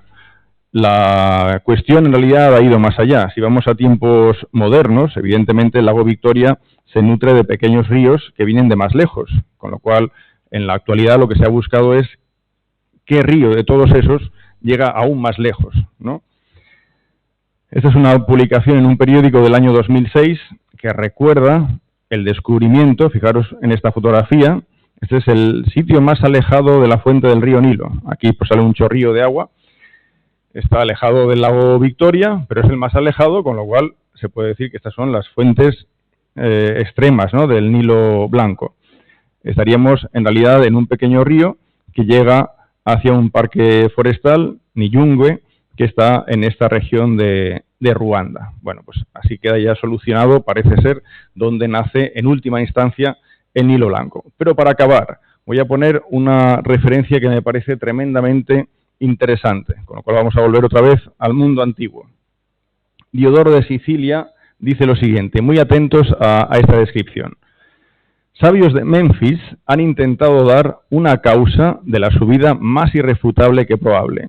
Dividen la Tierra en tres partes. Una abarca nuestro mundo habitado, otra aquellos lugares que experimentan lo contrario en las estaciones, y una tercera, que se encuentra entre ambas, es inhabitable por causa del calor. Esto explica que nadie pueda llegar hasta las fuentes del Nilo, porque el río fluye desde la región opuesta a través de una tierra inhabitable. No sé si habéis entendido bien lo que acabo de leer, pero nos está reconociendo las tres zonas básicas que definen la Tierra. Nos está haciendo referencia a una zona templada norte, una zona muy cálida, que es la del Ecuador, y la zona donde las estaciones se comportan de manera contraria. Con lo cual, Diodoro de Sicilia está reconociendo un hecho que todos conocemos, pero que un hecho que solo podía ser conocido si alguien había ido más allá del Ecuador. Por lo tanto, más allá del Ecuador es ir más allá de las fuentes del Nilo. Muchas gracias.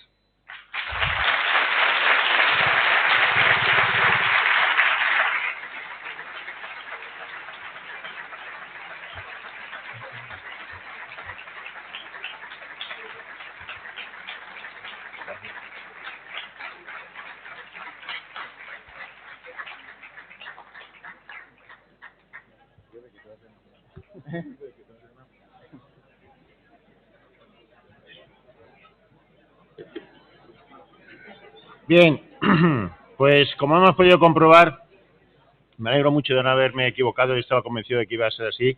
Han podido comprobar ustedes la profundidad, la longitud, ya que estamos hablando del río Nilo, de la conocimiento y de la sabiduría de nuestro ponente de hoy, el doctor José Luis, al que quiero volver a reiterar el agradecimiento por estar aquí y por habernos ofrecido esta magnífica conferencia.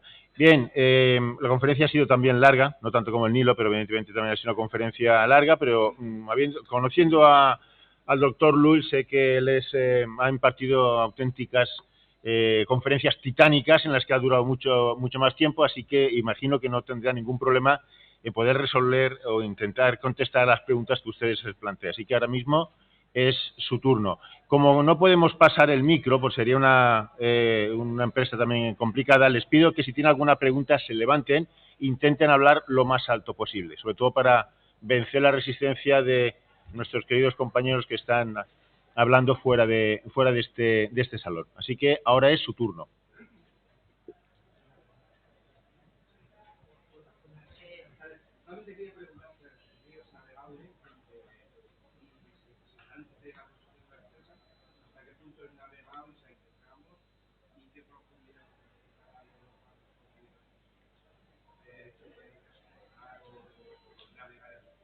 Vale. Sí. Bueno, afortunadamente para los egipcios todo el río Nilo fue navegable.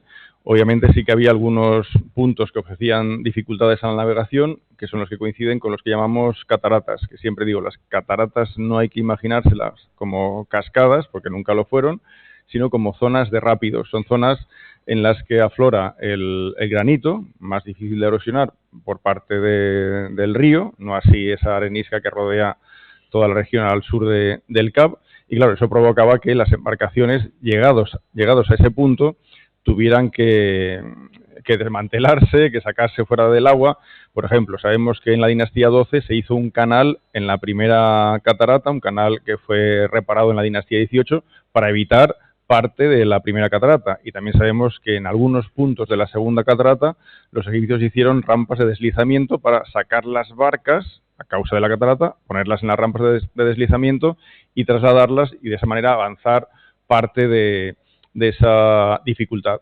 En realidad, quitando las cataratas, todo ese río Nilo, hasta donde llegaron los egipcios, todo eso fue navegable. De hecho, hoy en día uno podría navegar el río, salvando las cataratas, mucho más al sur de Sudán del Sur. O sea, es todo navegable. En cuanto al calado, no hay ningún problema. Pensemos, por ejemplo, cuando los egipcios transportaban piezas monolíticas de más de 1000 toneladas en embarcaciones portentosas, no había ningún problema con el calado cuando uno navegaba por la parte central del Nilo, donde la profundidad es muy superior a los 7, 8, 9, 10 metros.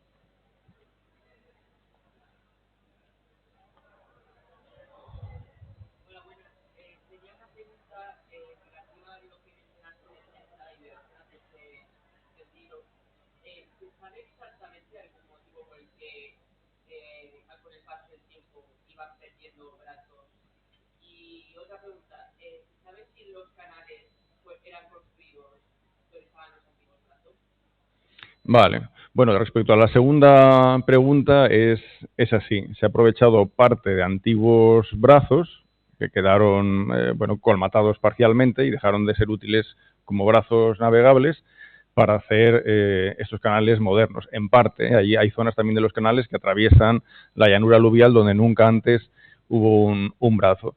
Y el motivo por el que queden colmatados estos brazos es únicamente natural. Y el mejor ejemplo, porque lo tenemos bien documentado, es el del brazo pelusíaco.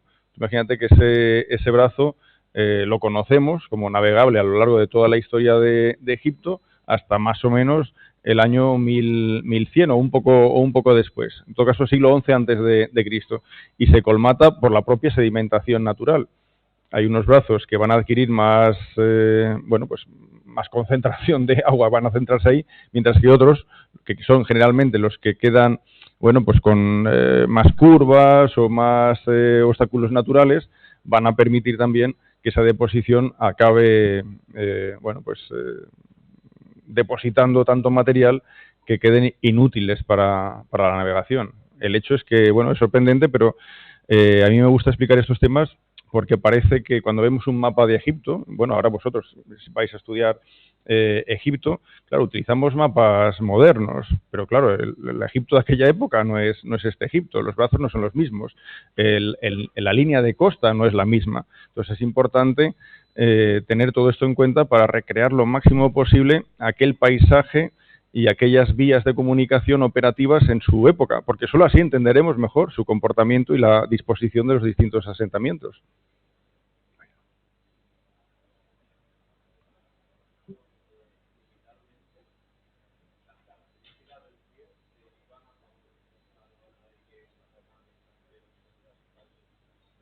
Bueno, a ver, es buena pregunta. Hemos dicho al principio que el río Nilo es la gran autopista de Egipto y es la gran autopista para bien y para mal. Para bien porque permite la comunicación rápida de los egipcios, pero también para mal porque esa misma autopista la puede utilizar un invasor. Entonces, claro, hacia el sur, la ventaja de los egipcios es precisamente la existencia de las cataratas. Son obstáculos. Eso va a motivar que si alguien viene, o si una flota fluvial de un enemigo meridional, que ha de ser Kush, intenta llegar a Egipto, pues las cataratas van a frenar a esa flota. Por eso los egipcios sistemáticamente erigen fortalezas en las cataratas. Todas las cataratas tenían fortalezas. Pero es cierto, por ejemplo, que una invasión potente desde el norte que entrara por los brazos del Nilo, que también tenían sus fortalezas, aunque esto haya desaparecido, si llegaban al río Nilo, pues tenían a merced todo el territorio egipcio. Eso es así, pero bueno, esto no era tan fácil de hacer. Necesitabas un ejército muy, muy potente para tomar Egipto.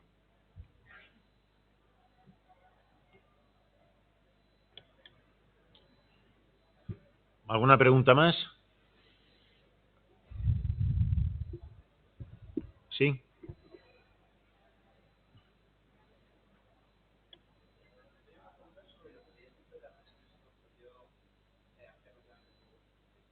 ¿Sobre qué? Perdón, que no te... Ah, vale. Sí.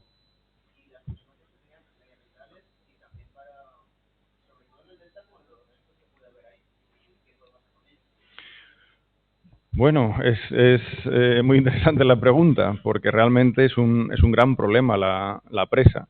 Entonces hemos dicho, así muy a grandes rasgos, la presa tiene dos beneficios inmediatos, o tuvo dos beneficios inmediatos, la cuestión de la electricidad, que ya ha quedado completamente superada. O sea, ahora ya la presa ni siquiera es un gran productor de electricidad. Egipto ha crecido muchísimo, necesita mucha más. O sea, la presa en ese sentido aporta ya muy poco a Egipto. Pero la otra cuestión, entre comillas, positiva, es que se controla el Nilo, ya no hay inundación. Esta es la parte positiva, pero la parte negativa es grande. Hemos dicho que el delta retrocede, esto es negativo. No he dicho que el nivel freático del agua en todo Egipto ha subido. Tú puedes ir, por ejemplo, no sé, al templo de Esna o Luxor, cualquier lugar, y verás cómo las sales que se forman a partir de la humedad de ese nivel freático que sube, es absorbido por los bloques que componen los templos, sube y la sal sale por los bloques, por la parte externa, de modo que expulsa, por ejemplo, si hay relieves, rompe los relieves, si hay policromía, sobre una capa de estuco, la lanza hacia afuera, o sea, provoca daños bastante grandes. De modo que incluso en algunos casos he tenido que desmantelar literalmente una columnata, un patio columnado en Luxor, en el templo de Luxor, se desmanteló por completo, se pusieron bases de hormigón y sobre esas bases se volvieron a reconstruir las columnas. O sea que eso es un problema que tenemos. Si quisieras ir, por ejemplo, a la cámara sepulcral del rey Amenemhat III en Jawara, tendrías que ir buceando hoy en día, porque está todo lleno de agua por el nivel freático. Entonces esto es negativo. Pero también es muy negativo el hecho de que como el limo del Nilo ya no llega a los campos egipcios, los egipcios tuvieron durante el siglo XX que destruir muros erigidos en adobe en época faraónica, destruirlos, pulverizarlos y utilizar ese adobe para fertilizar sus campos porque ya no llegaba ese limo. De hecho, son los fertilizantes artificiales los que dominan ahora al campesinado egipcio, subvencionados por el gobierno egipcio porque es el causante de que el limo no llegue. Y, por supuesto, por ser un poco breve, hemos perdido todo el legado, o prácticamente todo el legado arqueológico entre la primera catarata y casi la tercera catarata. Todo eso quedó inundado por las aguas del lago Nasser. Entonces sí que es cierto que, bueno, pues se desmanteló el templo o los templos de Abu Simbel y algunos otros, se hicieron excavaciones de urgencia, se recuperaron muchas cosas, pero tú imagínate toda la cultura nubia en sus distintas fases que se ha perdido irremediablemente bajo las aguas del lago Nasser. Entonces los efectos claramente son negativos a nivel cultural.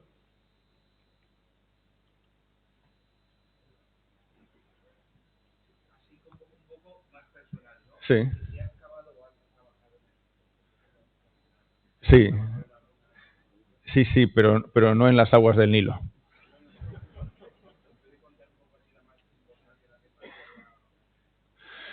Bueno, a ver, ahora nuestra universidad tiene una misión en Saqqara, entonces es lo más inmediato que me esperaría. Y ya hace años trabajé con misión alemana de la Universidad de Tübingen, donde estudié bastantes años, en la región en la zona de Deir el-Bahari. Después, en mis principios de juventud, estuve también, por ejemplo, en la misión de Djibouti, que está en Drabo el Naga. Eso fue mi primer contacto con el terreno egipcio in situ.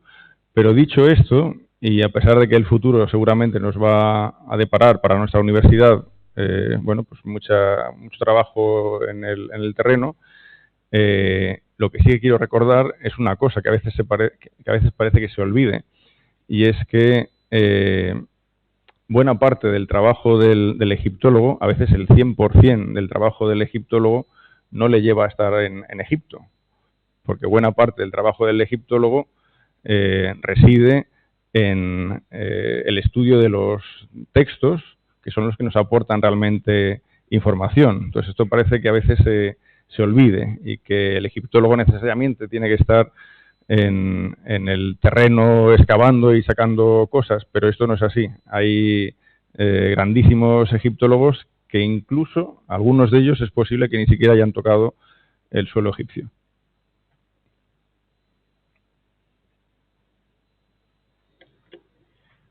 Bien, pues si no tienen más preguntas, lo único que queda es despedir a nuestro conferenciante dándole de nuevo las gracias por esta extensa, erudita e ilustrativa conferencia. También les quiero dar las gracias a ustedes por su asistencia. Les tengo que confesar que no esperábamos el llenazo que finalmente hemos tenido, pensando que en cierta manera nos hemos tenido que ver obligados a reducir la presencia o obligar en cierta manera la presencia a los grupos de la tarde. Les doy las gracias también a todos aquellos que no hayan venido, digámoslo así, directamente obligados por la actividad, así que a los que han venido obligados también, por supuesto, que no se han ido a otro sitio, y únicamente recordar también de la labor que en este sentido ha tenido el Instituto Valenciano de Egiptología. Y bueno, les emplazo aquí para la del año que viene, que si hay sitio, pues volveremos a repetir esta experiencia. Muchísimas gracias.